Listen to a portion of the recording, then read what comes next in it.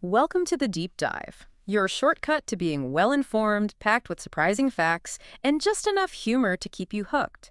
As the days shorten and there's that crisp chill in the air, there's this um, natural pull towards comfort, warmth, richness. Yeah, it is a cozy season. Exactly. Well, this deep dive is designed to be your perfect companion for this season, sort of a masterclass in elevating those cozy winter meals. Indeed. Our mission today, really, is to unlock the secrets of enogastronomic harmonization. Whoa, okay. That's a big phrase. Yeah, it's a mouthful, I know. hmm But it simply means finding that incredible synergy, where wine and food don't just sit side by side, but genuinely enhance each other. They create entirely new dimensions of pleasure. Okay, I like that. We're talking about boosting what's known as the hedonistic index, basically the total enjoyment you get from every single bite and sip. Boosting the hedonistic index. Love it. So it's not just like avoiding a bad match. Sounds like there's both an art and a science to this. Precisely. For centuries, it was almost instinctual. What grew together combined together. Right. Think Bordeaux with lamb from the same region. Or Chianti with a local pasta dish. It was all about local consumption, a kind of natural evolution. Makes sense. But then, the Industrial Revolution happened. Suddenly we had ingredients, wines from all over the world. That global diversity, while amazing, made the whole art of pairing, well, much more complex. And that's exactly why we're doing this deep dive. We're going to guide you through the fundamentals, the key components in both food and wine, the core principles, even some advanced strategies, all designed to empower you to make your winter meals truly memorable. So let's start right at the beginning. How do we actually, taste what's going on? Right. It's a truly fascinating process. Mm. The perception of flavor, it's a complex symphony. It involves multiple senses interacting, mainly taste on the tongue and smell in the nose. Oh. Our taste buds, those tiny structures mainly on the tongue, they're responsible for detecting the 5 basic tastes. First, sweet. Universally loved, right? Associated with energy. We feel it most intensely at the tip, but the receptors are actually all over. Ah, interesting. Then there's sour, or acidity. Think lemons, caused by natural acids. You perceive this more intensely on the sides of the tongue, refreshing in moderation, but, warning signal if it's too much. Yeah, definitely. Bitter is complex, often a warning signal in nature, but in controlled amounts, it adds incredible depth. Think coffee, dark chocolate. You usually taste this most at the very back of your tongue. Okay, back of the tongue for bitter. Salty, essential for us and a powerful flavor enhancer. We detect that on the tip and sides. Right. And finally, umami. The 5th taste, this savory, meaty, sort of broth-like sensation, it was only formally recognized early 20th century. Wow, that late. Yeah. Triggered by amino acids like glutamate. Think aged cheeses, mushrooms, cured meats. It's perceived across the entire palate, gives a sense of fullness, satisfaction. So it's not just those 5 tastes then. You hear about mouthfeel too. That physical sensation seems really important. It's more than just the taste itself. Absolutely. Beyond those basic tastes, our mouth perceives various physical sensations. They deeply influence our enjoyment. Fatty, that lovely untuosity, richness, like butter coating your tongue. It also helps carry and prolong flavors. Sticky, like honey or caramel. Adherence, viscosity, adds a unique texture. Okay. Then there's hot. Not temperature, but that irritating, spicy sensation. Capsaicin from peppers, the warmth of alcohol, adds excitement in small doses, but can be a challenge, Yeah, definitely a challenge sometimes. Astringent, that distinct dryness, puckering. Like your mouth is contracting, usually from tannins in red wine or strong tea. It can actually act as a palate cleanser. Interesting, a palate cleanser. And finally, effervescence. Those lively bubbles in sparkling drinks, tingling, fresh sensation, wakes up your trigeminal receptors, adds to that vibrant acidity. It really is a whole symphony in there. But what about smell? You mentioned it briefly. It's not just what hits the tongue, right? Seems like smell is the secret ingredient for real flavor. You hit on something crucial. Smell is utterly fundamental to our complete taste perception. Aromas are volatile compounds, meaning they easily evaporate into the air for our olfactory receptors to pick up. Okay. We have 2 main pathways. There's direct sniffing, orthonasal olfaction, when you smell the food or wine directly, first impression. Right. But the magic really happens with the retronasal pathway. As food or wine is in your mouth, volatile compounds are released, travel up to the nasal cavity from the back of your throat. Oh, got This that. is where taste information from the tongue combines with olfactory info. That creates the rich, complex flavor we perceive. Without this retronasal pathway, honestly, we'd mostly just get the basic tastes. None of that incredible aromatic richness. It's why food tastes so bland when you have a cold. Wow, that totally explains the stuffy nose thing. Okay, so now we understand our amazing tasting equipment.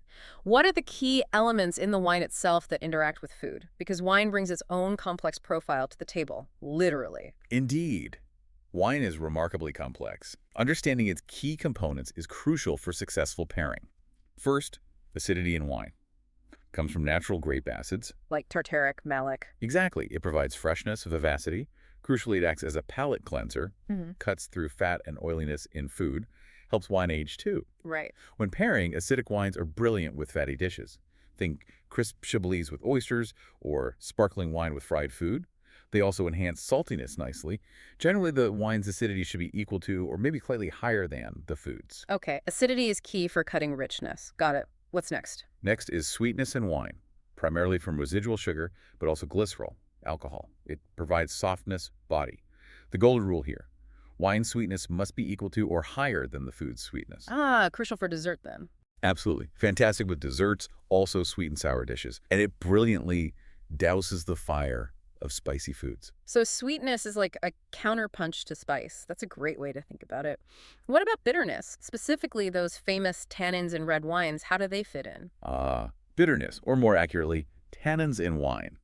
These come from phenolic compounds, grape skins, seeds, stems, also oak barrels. They give the wine structure and that characteristic astringency, that dry, puckering feeling. Right, that drying sensation. Here's a key aha moment for pairing. Tannins bind with proteins and fats in food. This softens the wine's astringency. Oh, interesting. Think of a rich steak as a kind of velvet glove for a powerfully tannic wine. It transforms the wine's edge into elegance. That's why a bold Cabernet Sauvignon works so well with steak. Okay, so fat and protein tame the tannins. Exactly. But you want to avoid tannic wines with delicate dishes, or some fish can create an unpleasant metallic taste. Good tip. Then there's body in wine.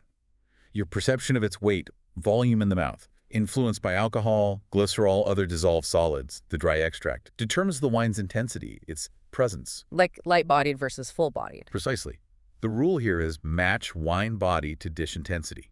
Light Pinot Noir with delicate salmon, full-bodied Syrah with a rich, hearty stew. Makes sense. Match weight with weight.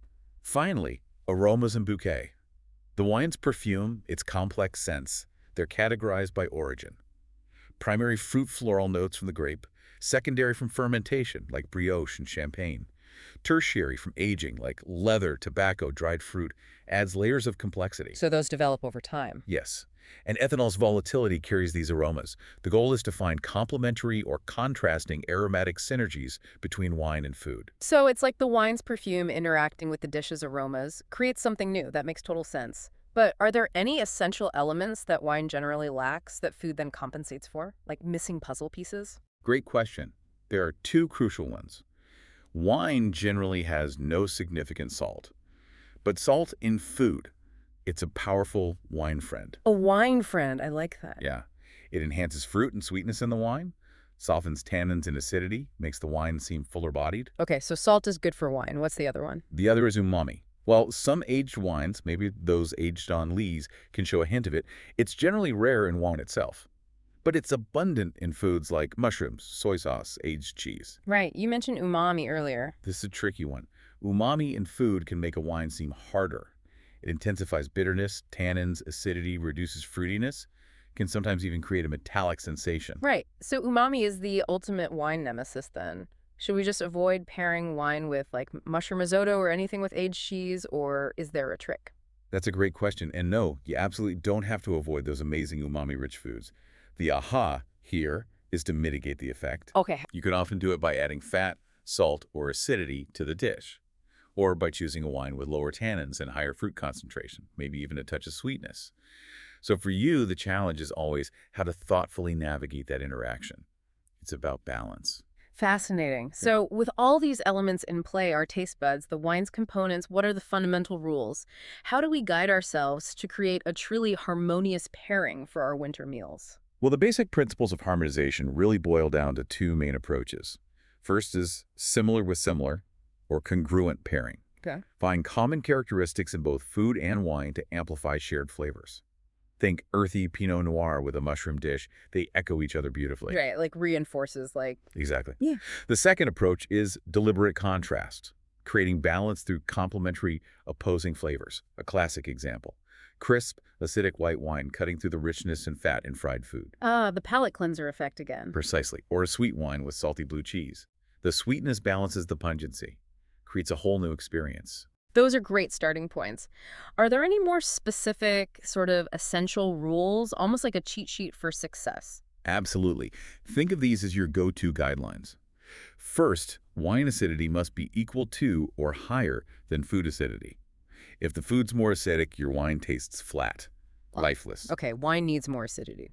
Similarly, wine sweetness must be equal to or higher than food sweetness. Otherwise, the wine seems dry, bitter, maybe too acidic, crucial for desserts. Got it. Wine's sweeter than the dessert. Always match flavor intensity between wine and food. Don't want a delicate wine overwhelmed by a robust dish, or vice versa. Makes sense, right? Yeah, balance of power. A classic starting point, though, with many fun exceptions, is reds with intense meats, whites with light meats. The old rule, still useful? It's a decent starting point, yeah. Also remember that bitter or tannic wines are beautifully balanced by fat in the dish. Powerful tool in your arsenal. Right, the steak and Cabernet thing. Exactly. And here's a crucial one, often overlooked. Pair with the sauce, not just the protein. The sauce often dominates the flavor profile, sets the tone for the wine. Ah, that's a big one. Totally shifts the focus. It really does. Generally, whites, sparkling wines, rosés, often excel in complementary pairings using acidity or bubbles to cut richness. Okay. And red wines often shine in congruent pairings, where their rich flavors and tannins match the food's intensity. That makes perfect sense. The sauce really is the heart of the dish's flavor. Right. Okay, so what about the other way around?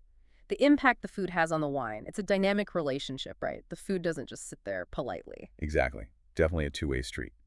The food can significantly alter how you perceive the wine, so be aware of foods that tend to make wine seem harder. Okay, the harder foods. High sweetness in food makes the wine seem more acidic, more bitter, more tannic, and less fruity. Less fruity. Interesting. Umami-rich foods intensify bitterness, tannins, acidity in the wine, reduces fruitiness, sometimes gives that metallic sensation we talked about. Right, the nemesis returns. Bitter foods cumulatively intensify the wine's own bitterness. Can lead to an overly bitter experience if you're not careful. Okay. And spicy foods amplify the wine's alcohol and tannins, can lead to an aggressive burning sensation. I remember once trying a super spicy curry with a high tannin red. Ooh, sounds painful. It was like a boxing match in my mouth. Definitely not recommended. Huh. Good to know. So those are the ingredients to approach with caution. But you mentioned earlier, some fruit components are actually wine's allies. Who are these unsung heroes? Oh, yes.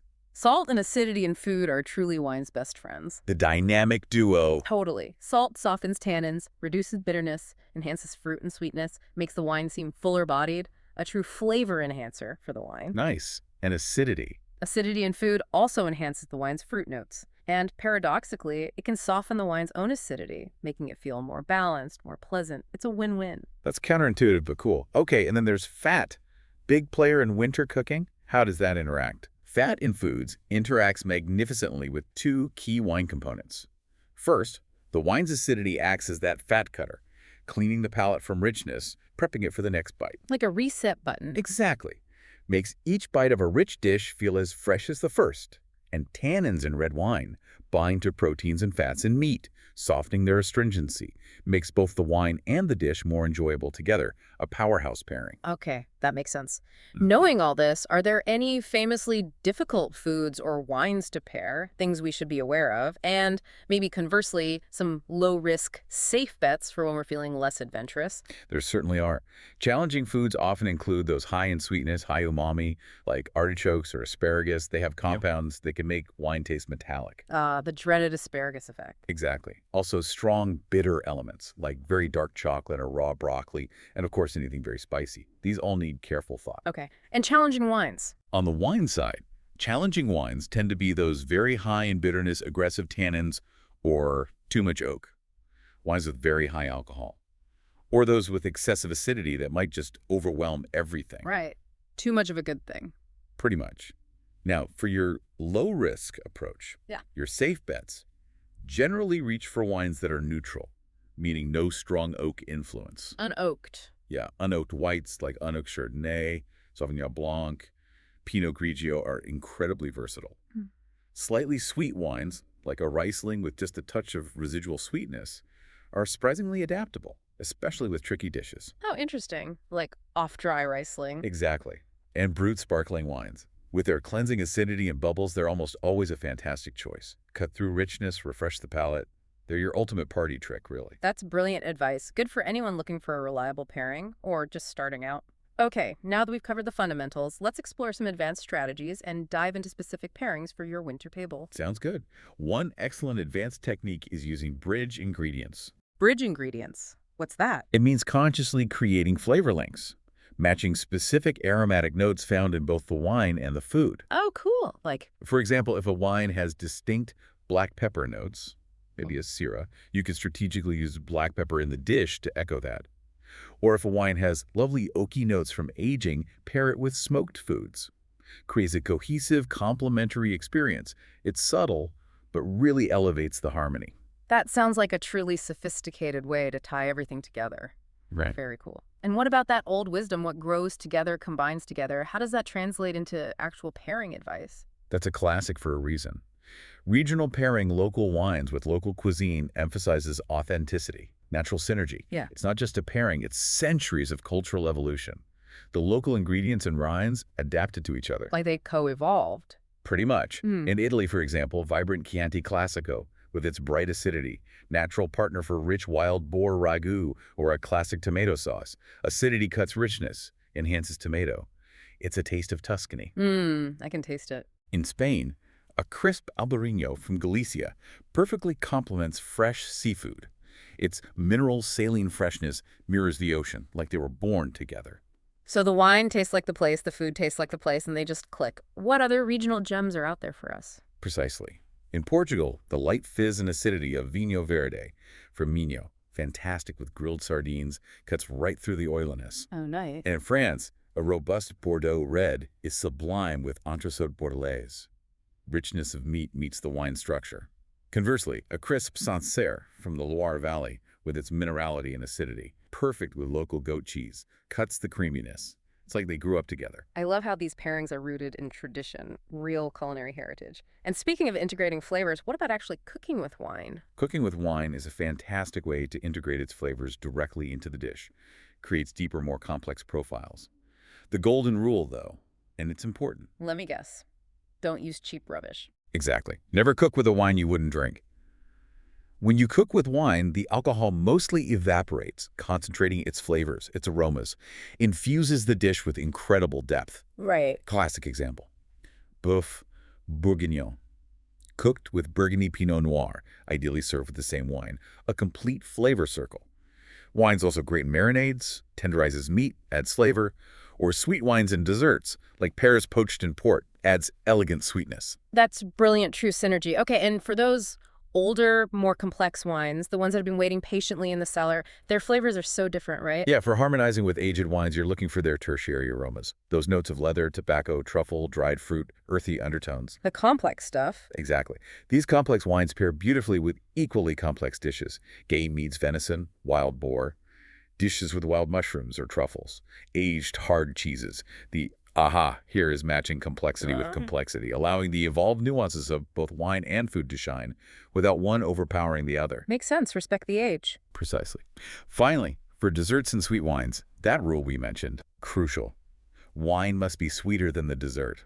Non-negotiable. Tell it in. Think luscious sauternes with foie gras, a fruit part, or even salty blue cheeses for that amazing contrast, or rich port with nuts, chocolate, dried fruit tarts, and a bright Riesling Oslies with fresh fruit or apple pie. Wonderful. Okay, let's get specific. Some classic winter dishes you might be enjoying, and the perfect wine partners. Imagine. Frosty evening, fireplace crackling, comforting aroma. What wine takes that moment From perfect to sublime. Absolutely. Let's start with a comforting bowl of caramelized onion soup with gratinade bread, rich, sweet, cheesy. Oh, yeah. Classic. Our suggestion.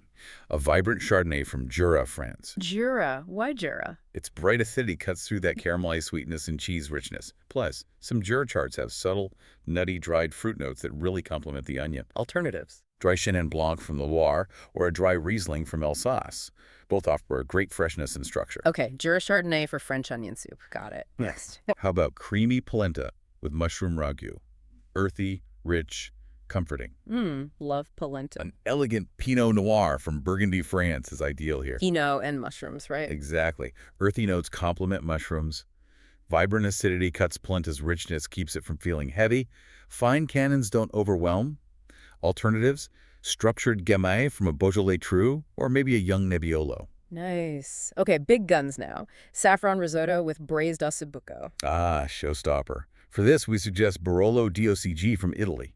Nebbiolo grape. Barolo, why? High structure, firm tannins, high acidity. It's perfectly equipped to handle the richness and intensity of Ossobuco. Plus, its complex aromas, roses, tar echo those deep, savory meat flavors. Sounds intense and amazing. Alternatives. Brunello di Montalcino, another powerful Italian red. Or a robust Syrah, maybe from the northern Rhone. Similar structure and complexity needed. Those sound incredible. What about some other winter classics, like, say, a warm, bubbling fondue? Very wintry. For fondue, acidity is key to balance that cheese richness. Crisp Chasselas, traditional Swiss pairing. Gruner Veltliner, dry Sauvignon Blanc. Brut Sparkling wines are also fantastic bubbles, and acidity cleanses the palate beautifully, makes each dip fresh. Bubbles and cheese, nice. What about something really hearty like feijoada? That robust Brazilian black bean and meat stew needs something to cut through it. A vibrant sparkling wine, Brut or extra Brut, for cleansing. Or maybe a lighter red like Gamay, served slightly chilled, works surprisingly well. Chilled gamay, interesting. And pastas. Always comes down to the sauce. Always. So, quick rules of thumb, tomato-based sauces, Sangiovese like Chianti or Barbera, good acidity matches the tomato. Right. Meat sauces, like a rich ragu, more structure needed. Yeah. Merlot, Cabernet Sauvignon, Syrah Shiraz. Right. Creamy sauces. Chardonnay oaked or unoaked, depending on richness. Or a crisp Pinot Grigio for acidity and body. Makes sense. And mushroom sauces. Back to Pinot Noir. Those earthy notes are just a natural fit. So many choices. Let's take a quick global gastronomic winter journey. What about some iconic dishes from around the world? Say, Italian, Japanese, French. Okay, lightning round. Italian pasta carbonara, rich egg. Pecorino guanciale, needs acidity. Unoaked Chardonnay. Pinot Grigio, young Sangiovese, cuts the fat and salt. Japanese winter dishes like sukiyaki or shabu-shabu, warm broths. Meat, veggies, think Riesling, especially for sukiyaki sweetness. Sauvignon Blanc, late Pinot Noir, need freshness, palate cleansing. Okay. French Cabo Vin, rich chicken, red wine stew, match it. Cabernet Sauvignon, Merlot, structured Pinot Noir, complements flavors already in the dish. Right, use the same wine sometimes. Ideally. How about Indian, Mexican, Thai? Yeah. Indian creamy chicken, curry, Gewürztraminer, robust rosé, Riesling, sweetness, calm spice, acidity cuts creaminess. Gewürztraminer, nice call. Mexican tacos al pastor, sweet, sour, spicy pork, pineapple. Fruity rosé or light Tempranillo, balances flavors, cuts fat. And Thai complex, sweet, sour, salty, spicy, Riesling, Gewürztraminer again, or light Pinot Noir, balances those vibrant notes, offers refreshment. What a delicious journey. Okay, to wrap this section up, any other specific combos for common winter categories? Stews, strong cheeses, that kind of thing? Absolutely. For hearty meat stews, think robust reds, Syrah Shiraz, Tempranillo, Malbec, Zinfandel. Need structure, spice. Got it. Game meats, more sophisticated pairings, aged Pinot Noir, Nebbiolo, Barolo Barbaresco, aged Syrah, aged Bordeaux. Tertiary notes match game intensity. Earthy, leathery note. Exactly. For strong winter cheeses, robust reds like Cab Sauv or Syrah work, or rich tawny port. For pungent blues, sweet wine sautins, Riesling Oslates, that sweet salty contrast is magic. Ah, the blue cheese and sweet wine thing. Love that. And for intense dark chocolate, vintage port, Pedro Ximénez, PX, Banyuls Mori, sweet concentrated wines that stand up to the bitterness, often share dark fruit or nutty notes. Perfect fireside pairings. This deep dive has given you so much to think about, so much to explore. You've got the map, the compass, the essential tools now. But how do you truly make this journey your own? How do you transform knowledge into, well, mastery? That's the key, isn't it? Becoming a master of harmonization is a continuous, enjoyable journey. One path is understanding the sommelier's role. Right. They're not just wine waiters. Not at all. They're educators, guides, curating lists, offering personalized recommendations. They can truly expand your horizons. Think of them as experienced Sherpas for your palate. Good analogy. What else? Secondly, leverage digital resources and AI. So many fantastic tools now. Customizable recommendations, pronunciation guides for tricky names. Definitely need those sometimes. Yeah. And AI-driven suggestions. They can significantly expand your knowledge of regions, grapes, often in a fun, interactive way. True. Tech can help. If you're really passionate, consider formal education. Courses provide structured learning, help you develop precise vocabulary for flavors, offer advanced sensory analysis, really hones your palate. For the serious enthusiast. But the true secret to success, honestly, and this is where you make it personal, is practice and notes. The homework. Exactly. Embrace hands-on experimentation. Try different wines with dishes, even single ingredients. Pay attention to what happens. And crucially, keep a tasting journal. Record favorite pairings. Analyze what worked, what didn't. Consolidate your learning. Makes sense. Learn by doing. This is how you build your own personal repertoire of winning combinations. Makes every meal a new adventure, every discovery uniquely yours. What a fantastic journey we've been on. We've seen that wine and food harmonization, it's this continuous, enjoyable blend of art and science.